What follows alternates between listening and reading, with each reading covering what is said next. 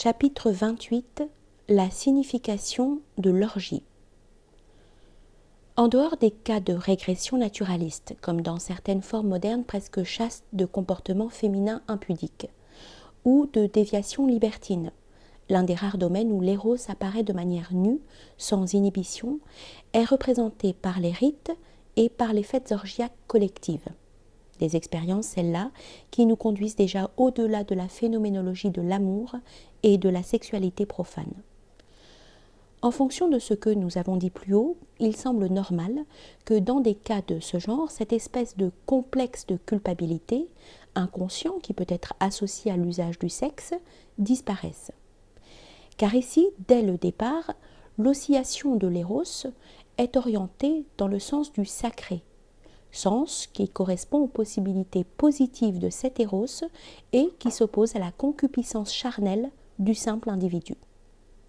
Chez les populations primitives, alors même que subsiste généralement une répugnance pour l'acte sexuel à découvert et manifeste, ce sentiment est absent lorsque l'acte en question s'insère dans un contexte cultuel.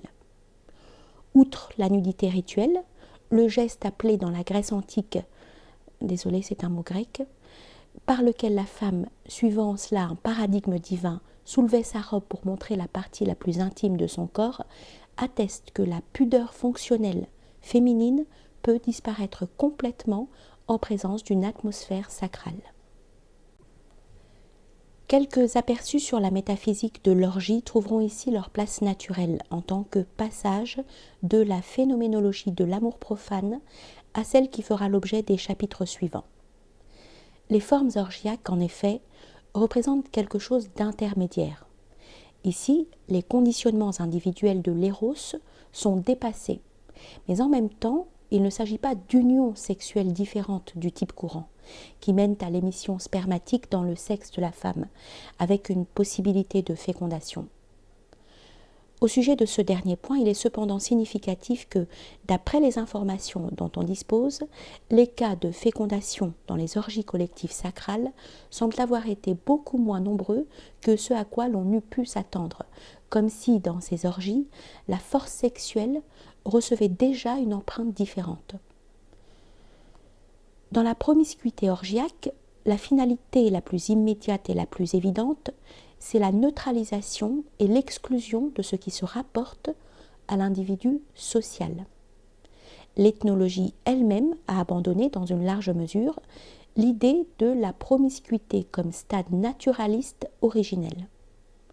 En fait, même chez les sauvages, la promiscuité est presque toujours limitée à des occasions spéciales liées à l'élément rituel. Qu'il s'agisse des orgies de populations primitives et exotiques ou bien de fêtes analogues de l'Antiquité occidentale, le commun dénominateur, c'est l'abolition temporaire de tous les interdits, de toutes les différences de conditions sociales et de tous les liens qui empêchent habituellement l'éros de se manifester sous une forme élémentaire. En règle générale, le régime de la promiscuité n'exclut pas seulement les conditionnements de l'individu social, mais aussi ceux d'une strate plus profonde, ceux de l'individu en tant que personnalité. Il tend donc à une libération presque totale. Quelques-unes de ces fêtes ont eu, parmi des populations sauvages, un caractère saisonnier, chose qui a encouragé des interprétations unilatérales parce qu'on n'a pas tenu compte du fait suivant. Ce qu'on rencontre dans le champ de l'ethnologie ne représente pas toujours quelque chose d'originel. Il peut s'agir d'une série de formes ayant subi une déchéance et une involution. Que des intentions magiques, au sens strict, rites de fécondité, de fertilisation, etc., aient été présentes ou non, la raison essentielle des dates de ces fêtes doit souvent être rattachée à des correspondances cosmiques et analogiques. L'empereur Julien a rappelé par exemple que la date du solstice d'été était choisie pour la célébration de certaines fêtes de ce genre parce qu'à ce moment-là, le Soleil semble se détacher de son orbite et se perdre dans l'illimité, arrière-plan cosmique et atmosphère convenant très bien à une tendance analogue à la libération orgiaque et dionysiaque. Par ailleurs, le nom même d'une fête romaine qui gardait incontestablement quelque chose du climat orgiaque, si l'on met à part certains phénomènes de licence populaire, est significatif, les Saturnales.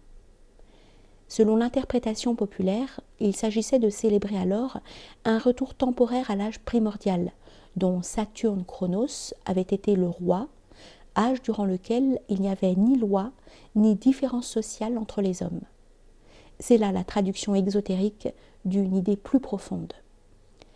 La participation à un état qui est plutôt au-dessus du temps et de l'histoire était présentée sur un plan temporel, historique, comme évocation d'un passé mythique et la finalité la plus importante.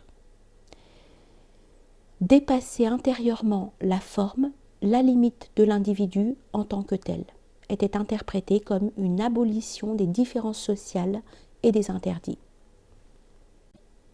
Dans l'ensemble, soutenu par des structures institutionnelles sacrales et alimentées par l'atmosphère propre à une action collective, les fêtes orgiaques tendaient donc à cette œuvre de catharsis et de lavage du mental, de neutralisation de toutes les strates de la conscience empirique au moyen de la sexualité, phénomène dont nous avons dit qu'il peut se produire dans certains cas d'éros profane intense, et ce même dans les unions individuelles. Le terme employé, lavage, permet d'ailleurs d'établir une autre série de significations. Dans le symbolisme traditionnel, en effet, les os ont représenté la substance indifférenciée de toute vie, à savoir la vie à l'état antérieur à toute forme, à l'état libre de toutes les limites de l'individuation.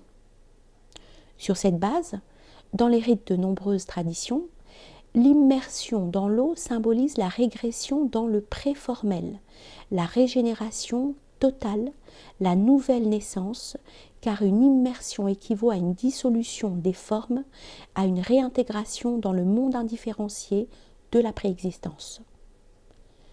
Selon cette signification, les eaux figurent l'élément qui purifie, et en termes religieux et exotériques, qui lave du péché et régénère précisément.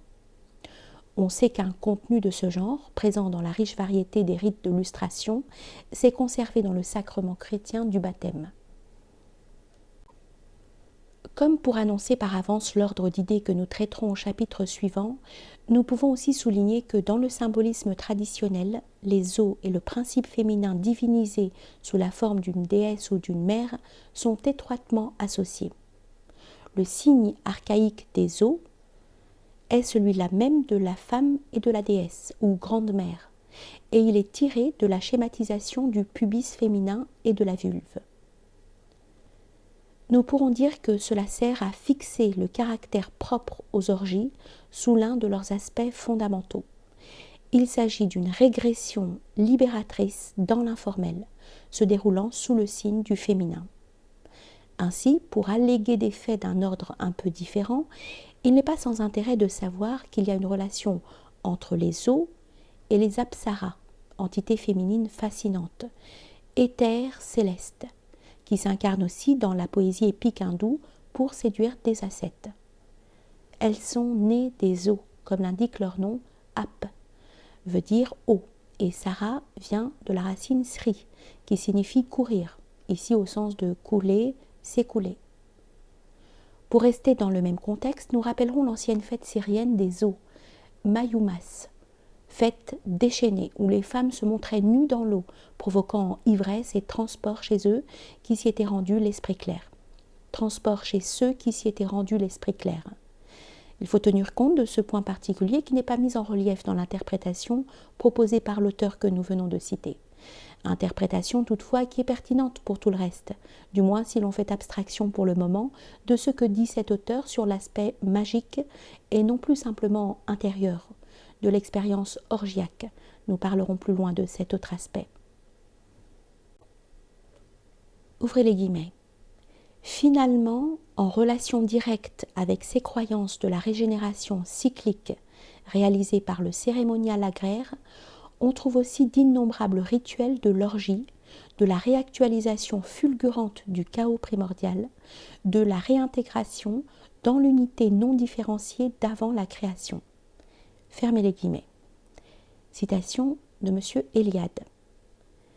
Et encore, l'orgie, de même que l'immersion dans l'eau annule la création, mais la régénère en même temps, s'identifiant avec la totalité non différenciée, précosmique, l'homme espère revenir à soi, restaurer et régénérer, en un mot, un homme nouveau. Fermez les guillemets. Et étant donné que l'orgie, en ce qui concerne ses effets comme expérience individuelle, peut aussi acquérir le sens d'une ouverture cosmico-panthéiste, on se trouve une fois de plus renvoyé à l'ambivalence, à la double potentialité, positive et négative de l'éros. De fait, des expériences de ce genre peuvent être rangées parmi les libérations extatiques propres au mystère de la femme et de la mère, auquel s'oppose le but spécifique des initiations célébrées au contraire sous le signe uranien et viril. Le contact avec les eaux, avec le sans-forme, peut avoir un double résultat si l'on considère essentiellement le noyau surnaturel de la personnalité. Il peut aussi bien libérer que dissoudre ce noyau. Cela, d'une certaine façon, a été vu par Eliade, qui a rappelé l'aphorisme d'Héraclite, ouvrez les guillemets. Pour les âmes, devenir eau, c'est mourir. Correspondant à celui d'un fragment orphique, pour l'âme, l'eau, c'est la mort. Ce sont des aphorismes qui se justifient si l'on se réfère à l'idéal solaire, à la voie sèche de la libération uranienne, du détachement absolu du cercle de la génération, dont la substance et l'aliment sont fournis selon un autre aspect plus particulier du symbolisme dont on a parlé par l'élément humide. C'est pourquoi il y a eu traditionnellement une différenciation du symbolisme des eaux. On a opposé des eaux supérieures à des eaux inférieures. On sait que ce thème apparaît dans la Bible elle-même. S'y rapportant, Giordano Bruno écrit, ouvrez les guillemets, il y a deux sortes d'eau, les eaux inférieures sous le firmament qui aveugle et les eaux supérieures au-dessus du firmament qui illumine. Sans nous arrêter sur ce point, contentons-nous de répéter que l'orgie a le sens d'une forme intermédiaire, où l'abolition des conditionnements individuels et le moment de l'autodépassement présentent sur un plan supérieur, dans un contexte déjà sacral, le même visage double que dans l'amour humain.